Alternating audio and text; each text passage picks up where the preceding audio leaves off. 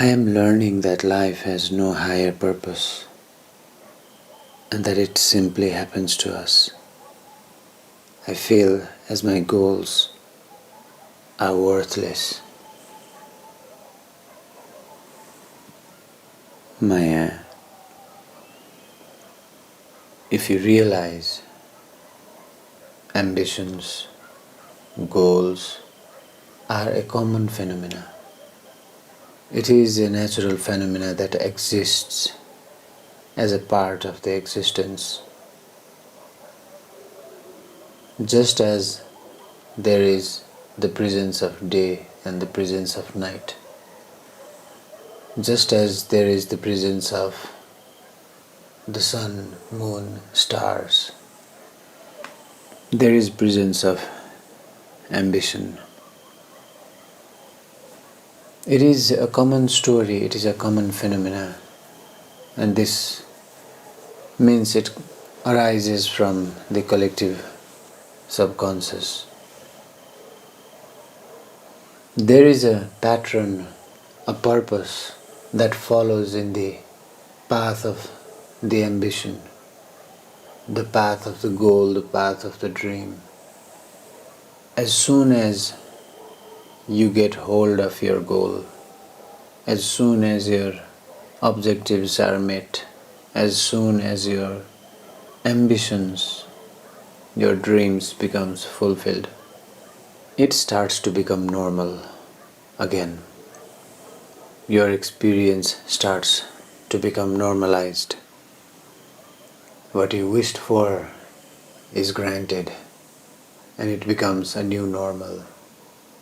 If it is not granted, either you feel the burden, the pain, and the pain arises from the expectation, and your expectations are not met.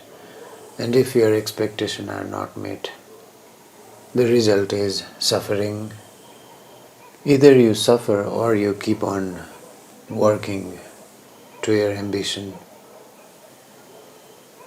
The mind tries to hold on to any stories and any ambition, any goal, any objective is a story the mind wants to fulfill. Hence it starts to gather much energy towards the goal. The psyche starts to gather much energy towards the goal. And when your goal is fulfilled, you experience an immense release of energy. This is what makes the achievement, the experience of achievement, feel so precious.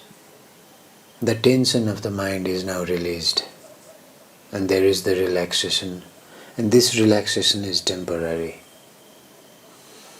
The nature has a deeper meaning of ambitions, dreams and goals to exist.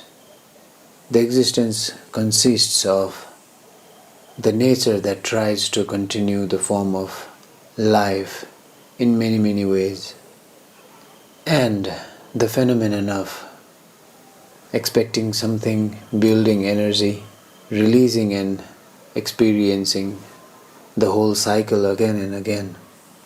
It is for the continuation of life. If the ambitions were not in the nature of being human, our ancestors would not be so careful to save their lives. They would not be so keen about starting to live with each other, creating families, societies. The whole phenomenon is clearly nature's way of trying to continue the life. And ambitions, stories, goals, desires are also part of this grand happening. If you see it this way, if you see that once your achievements are fulfilled, the mind will again start to gather some energies for another achievements, another goals, another targets. And if the cycle is seen, and if it is realized that the nature of mind is to not get satisfied with anything, and in this pattern.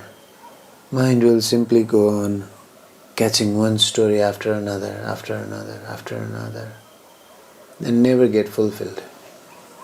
So you come to a point where you realize that the presence of such phenomenon in the entire existence has some purpose, but at the same time does not. And not having a purpose is a mindset, the realization that can happen only to humans. There is a certain connection, there is a certain expectation in all the animals, and also humans have the expectations, the patterns of life as similar as all the other animals, closely to apes, monkeys, chimpanzees. Yet the phenomenon is similar, and it is only to humans that realization of this cycle is possible. It is possible for a human to realize about this cycle of growing ambitions, growing goals, growing desires, and being aware of the development of energies and being aware of the calming down of energy, the releasing of the energy. Which is why humans have various type of ambitions.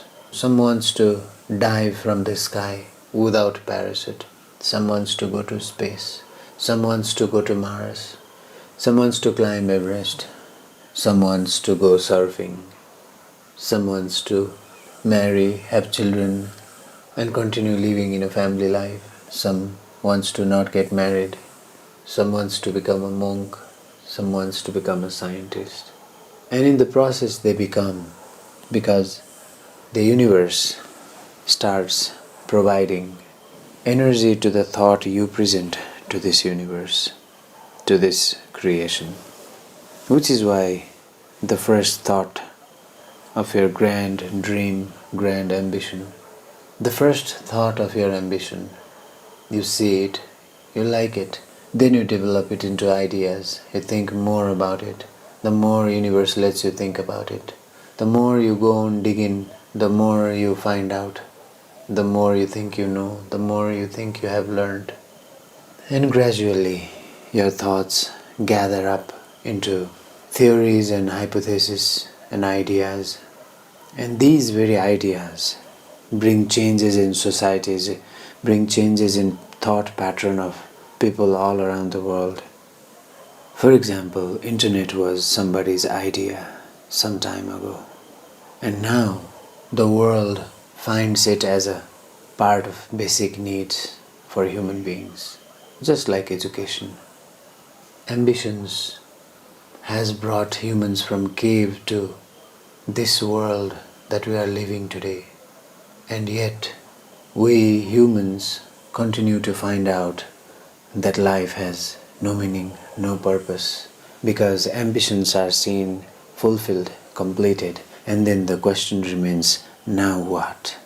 And then the certain dissatisfaction of not understanding about one's own life. Which is why there is one more thing one has to do. When one finds in this part of life where everything seems purposeless, meaningless, and simply that the existence is being, the first stage has completed as nature gave you chance to experience yourself. The nature, the creation brings you to your consciousness. That is the first step. The second step everyone has to take is starting to realize each and every moment, each and every experience, and becoming aware in one's actions, feelings, emotions. Just becoming aware. When there is hunger, when there is anger, when there is a body pain, when there is a heartache, when there is headache, becoming aware of each and every experience a human can go through. This is the second step you have to take. You have to see your life into the depths it can show you. See your mind into the depths it can show you.